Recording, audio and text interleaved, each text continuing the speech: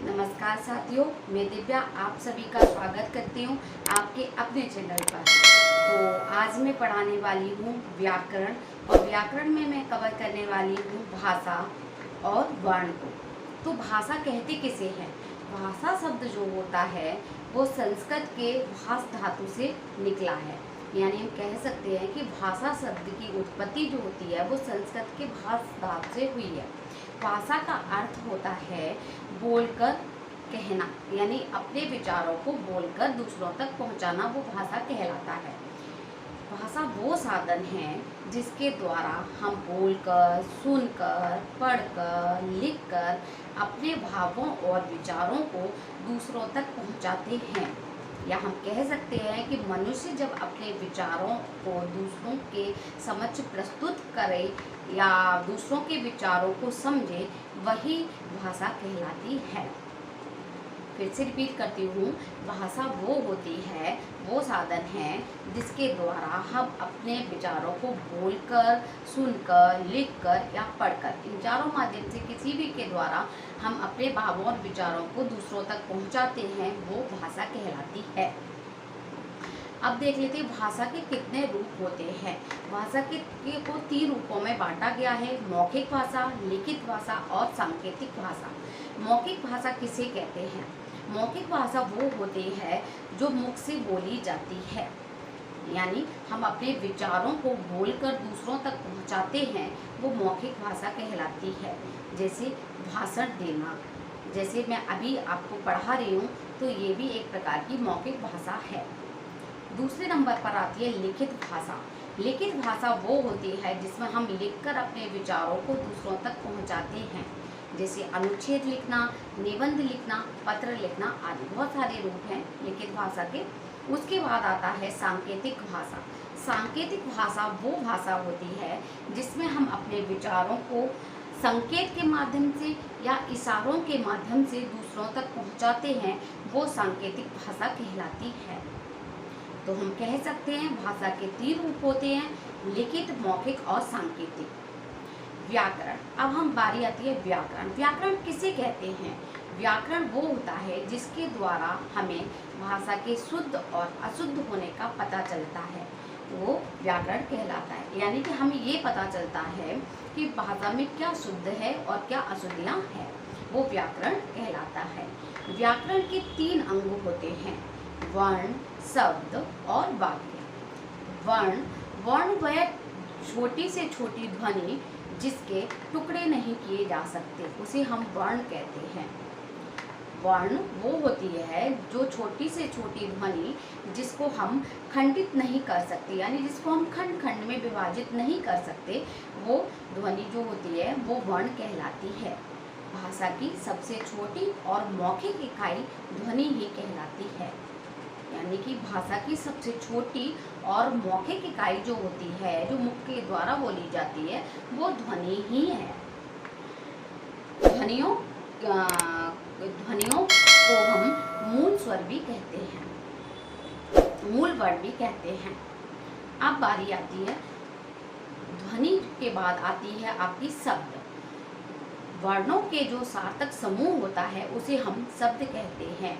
वर्णों का सार्थक समूह, जिससे कोई सार्थक यानी जिससे कोई सही अर्थ निकले, कोई मायने हो जिसका अर्थ, जिसके अर्थ के, वो सार्थक कहलाता है। तो ध्वनियों का वो सार्थक समूह वर्ण शब्द कहलाता है, शब्द कहलाता है। ध्वनियों का सार्थक समूह शब्द कहलाता है, और शब्दों का सार्थक समूह जो होता है वो वर्ण कहलाता है।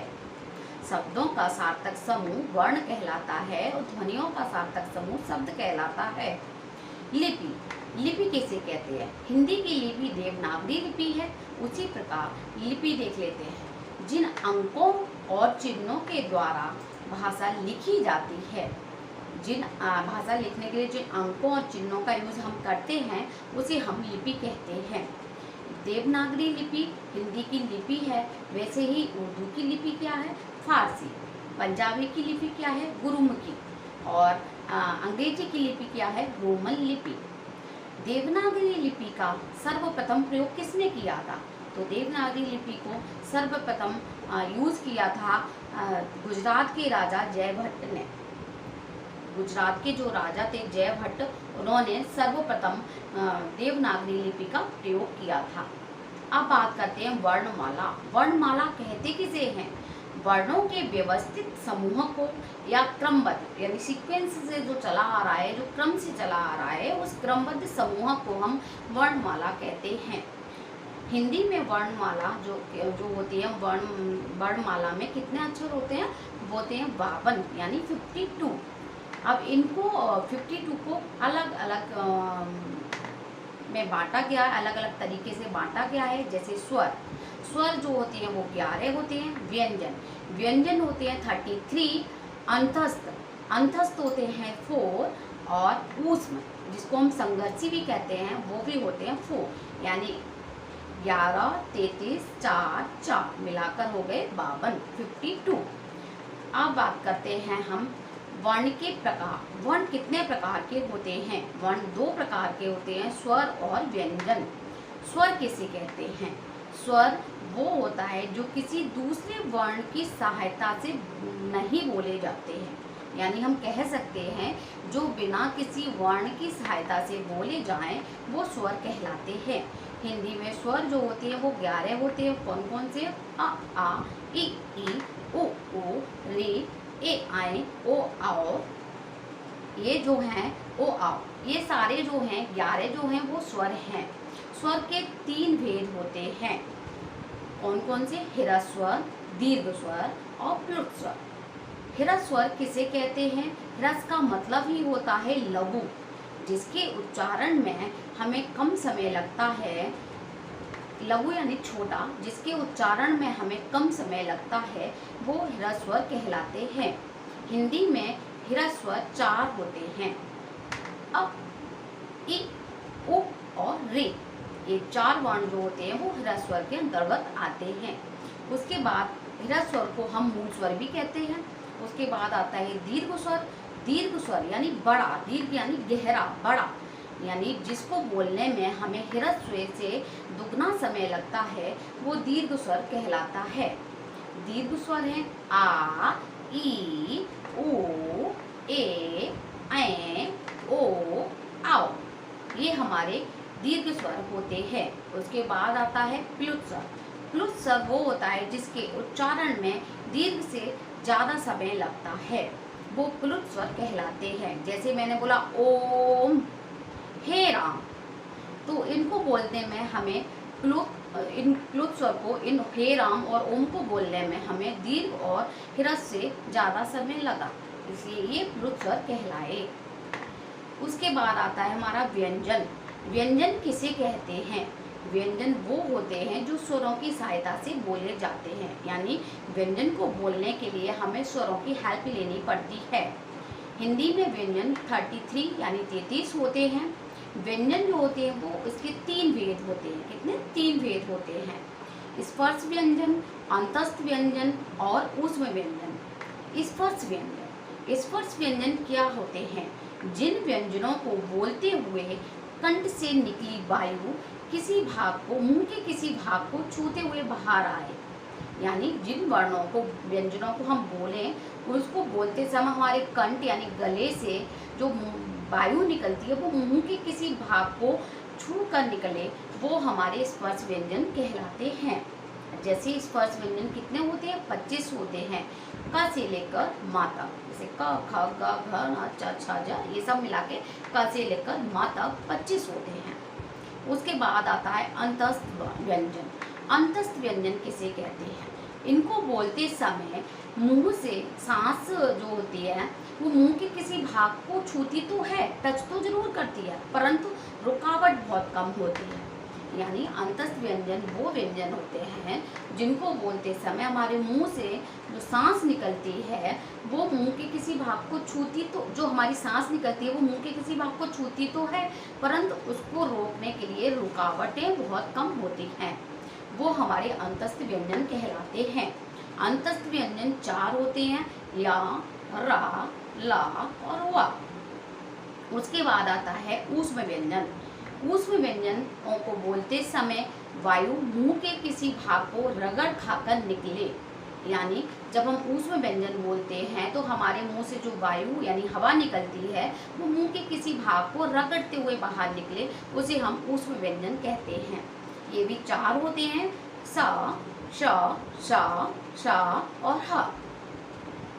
इसी प्रकार जो होते हैं इन व्यंजनों को, इन वर्णों को यानी इस वर्णमाला को 5 वर्गों में बांटा गया है। वो 5 वर्ग क्या हैं?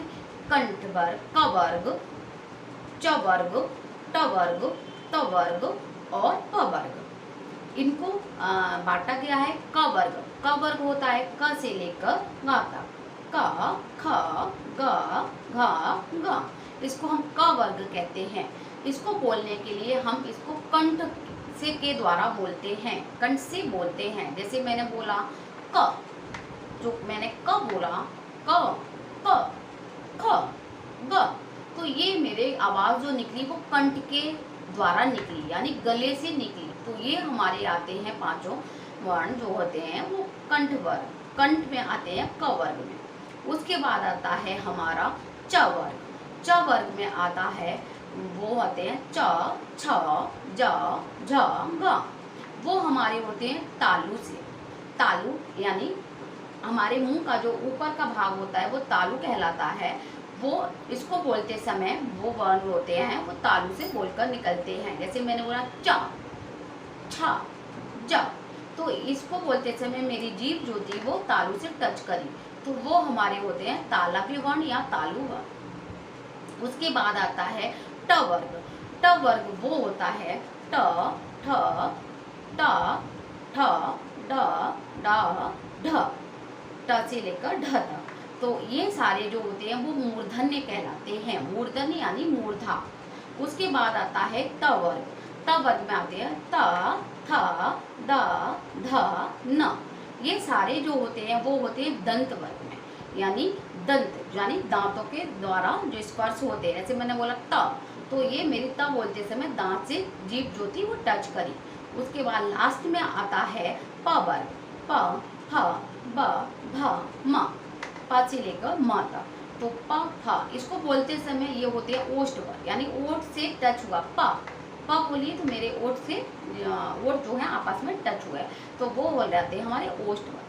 तो इस तरह हम कह सकते हैं कि भाषा, आज में हमने पढ़ा भाषा वो होती है जिसमें द्वारा हम बोलकर, लिखकर, पढ़कर या सुनकर अपने विचारों, अपने भावों को दूसरों तक पहुंचाते हैं और दूसरों के भावों विचारों को सुनते या समझते हैं।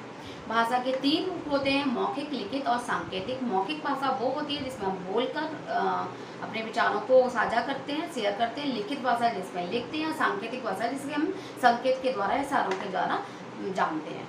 व्याकरण जो क्या होता है? व्याकरण भाषा का वह रूप होता है जिसमें हम शुद्ध और अशुद्ध होने का पता चलता है।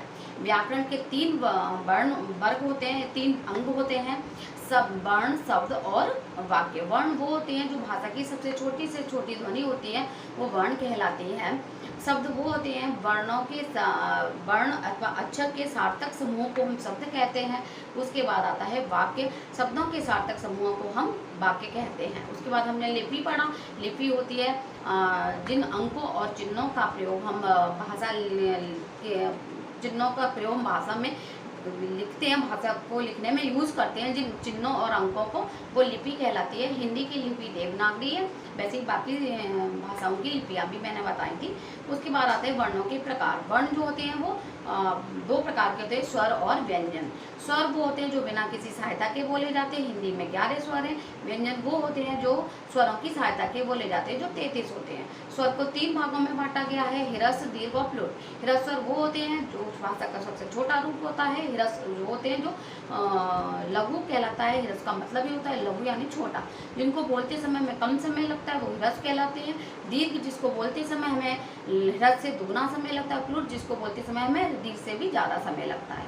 उसके बाद आता है व्यंजन। व्यंजन वो होते हैं वो स्वरों की सहायता से बोले जाते हैं। हिंदी में 3 प्रकार के व्यंजनों को 3 प्रकारों में बांटा गया है, स्पर्श, अंतस्थ और ऊष्मा। स्पर्श वो होते हैं जिनको बोलते समय हमारे कर्ण से जो वायु निकलती है, मुंह से किसी भाग को छूते हुए बाहर आती है। और अंतस्थ वो होता है जिसमें बोलते समय मुंह से वायु निकलती तो है वो बिना किसी रुकावट के, उसके लिए रुकावट कम होती है। और उसके बाद आता है ऊष्म, जिनको बोलते समय वायु मुंह के किसी भाग से रगड़ खा के बाहर निकलती है। उसके बाद हमने क वर्ग, च वर्ग, ट वर्ग, प वर्ग और त वर्ग और पा वर्ग पढ़ा। तो ये थी आज की हमारी व्याकरण की क्लास। तो आशा करती हूँ आपको अच्छी लगी हो। अगर अच्छी लगी हो तो प्लीज़ लाइक करें, शेयर करें और कमेंट करना बिल्कुल ना भूलें। प्लीज़ प्लीज़ प्लीज़ मेरे चैनल को लाइक करें और सब्सक्राइब करें।